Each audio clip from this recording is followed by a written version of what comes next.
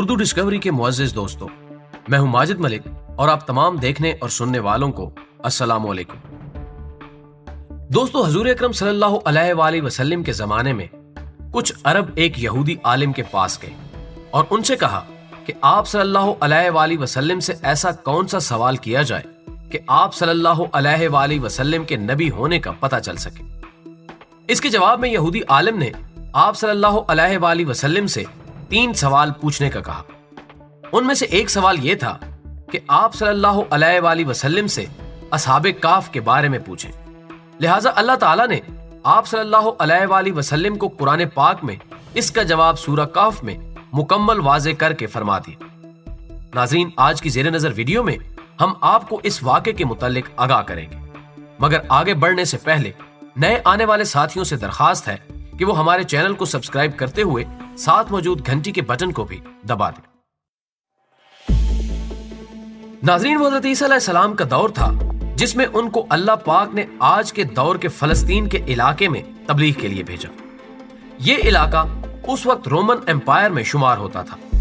ये बुत परस्त लोग थे। यहाँ एक यहूदी बादशाह की हुक्मरानी थी जो रोमन हुकूमत के मातहत काम कर रहा था। जब हज़रत ईसा अलैहिस्सलाम ने यहाँ हुकूमत शुरू की तो रोमी लोग आपके मुखालिफ हो गए और आपको गिरफ्तार करके सूली पे लटकाना चाहा, मगर अल्लाह पाक के हुक्म से आपको जिंदा ऊपर उठा लिया गया। इस वाक़े के कुछ अरसे बाद रोमी लोगों ने यहूदी हुकूमत के खिलाफ बगावत कर दी, लेकिन वहां के सदर ने गुस्से में आकर फलस्तीन और यरूशलेम पर हमला कर दिया और उसे मुकम्मल तबाह कर दिया, हत्ता कि बैतुल मक़दस भी तबाह हो गया। इस दौरान उसने 1.5 लाख यहूदियों को भी कत्ल कर दिया। जो बचे खुचे यहूदी यहाँ रह गए थे वो जान बचाकर फलस्तीन से निकल गए और इस तरह ईसाई लोग जो हजरत ईसा अलैहिस्सलाम को मानने वाले थे, उनके पैरोकार थे, सिर्फ वो फलस्तीन में बाकी रह गए। उस जमाने में दकियानूसी बादशाह की हुकूमत थी और वो बुत परस्त था।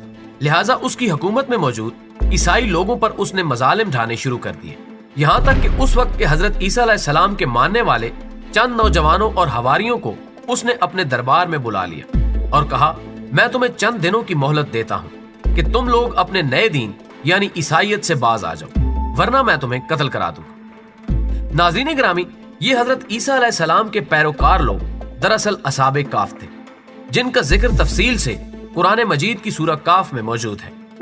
उन्होंने जब ये धमकी सुनी तो शदीद परेशान हो गए, क्योंकि वो बादशाह से लड़ने की ताकत नहीं रखते थे और ना इस शहर में रहकर ईसाई तालीमात जारी रख सकते थे, वरना दकियानूस बादशाह उनको कत्ल करा देता। लिहाजा उन्होंने शहर छोड़ने का फैसला किया और अल्लाह पाक के भरोसे वो शहर से निकल गए, ये सोचते हुए कि अब अल्लाह पाक ही हमारे हक में कोई फैसला करेगा और वही हमारे लिए रास्ता बनाएगा। यहाँ तक कि वो एक पहाड़ पर पहुंच गए और उसकी गार में छुप गए। इसी तरह सोते सोते उन पर 300 साल का अरसा बीत गया। दकियानूस ने जब उनको तलाश कराया तो पता चला कि ये लोग उस गार में मौजूद हैं, तो वो बहुत गजबनाक हुआ और उसने हुक्म दिया कि गार को एक संगीन दीवार लगाकर बंद कर दिया जाए ताकि ये लोग यहीं गार में दम घुट कर मर जाएं। लेकिन जिस शख्स के जिम्मे उसने ये काम लगाया वो बहुत नेक और ईमानदार था। उसने असहाबे काफ का नाम, तादाद और तारीख लिखकर एक तख्ती पर तांबे से कुंदा करवाकर उसे दीवार में चुन दिया और इसी तरह एक तख्ती महल में भी रखवा दी और कुछ अरसा बाद दकियानूस बादशाह भी मर गए। इसके बाद कई हुकूमतें आईं और गईं, यहाँ तक कि 300 ईस्वी में रोमन एम्पायर ने भी ईसाइयत इख्तियार कर ली।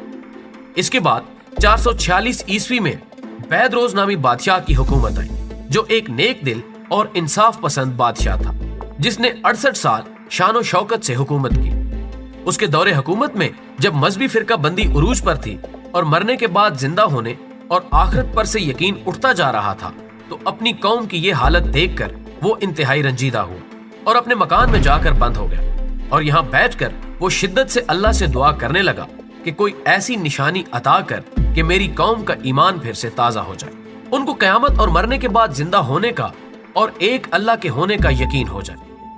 अल्लाह ने उसकी ये दुआ कबूल कर ली।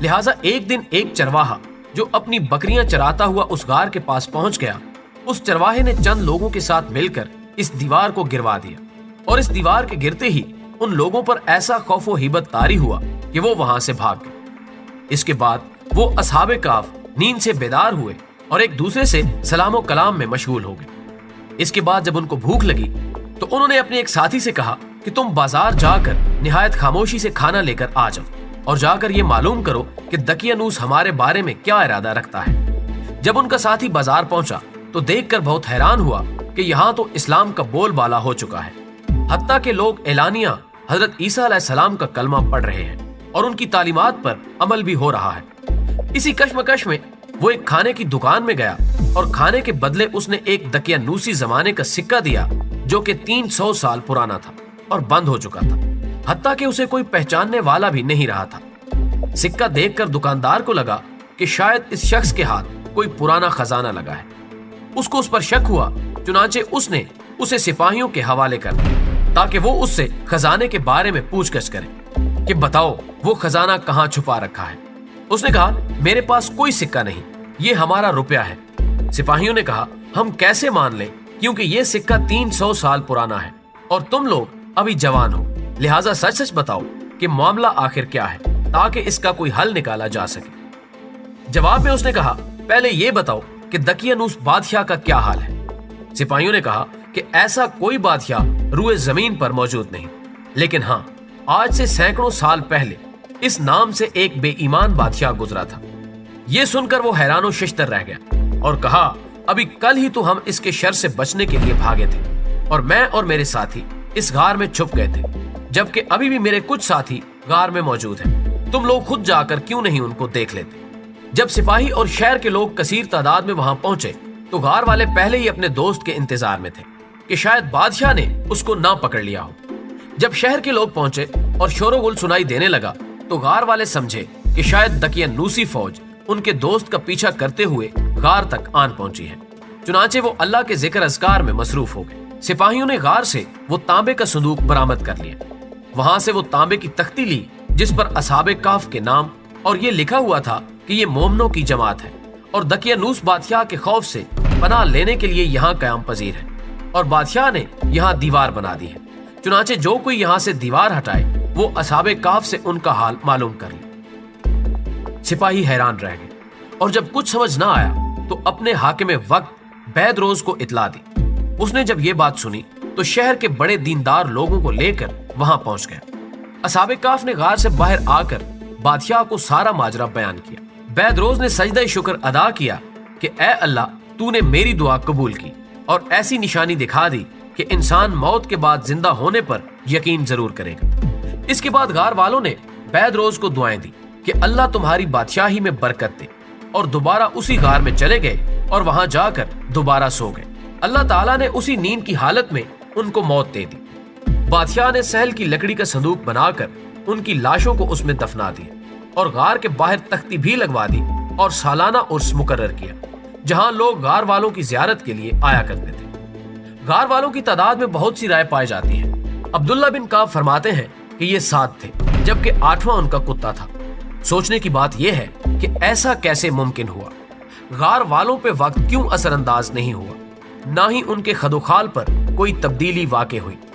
साइंसी तौर पर यह तब मुमकिन है जब गार का ग्रेविटेशनल फील्ड बाहर से कम हो, तभी उनका वक्त रुक गया होगा और आसपास का चलता रहा। लेकिन एक ही फ्रेम ऑफ रेफरेंस के होते हुए ऐसा कम ही मुमकिन है। लेकिन दोस्तों अल्लाह के लिए कुछ भी नामुमकिन नहीं है। वीडियो पसंद आने की सूरत में इसे दोस्तों के साथ शेयर कीजिए और कमेंट बॉक्स में हमें अपनी तजावीज़ से जरूर आगाह रखिएगा।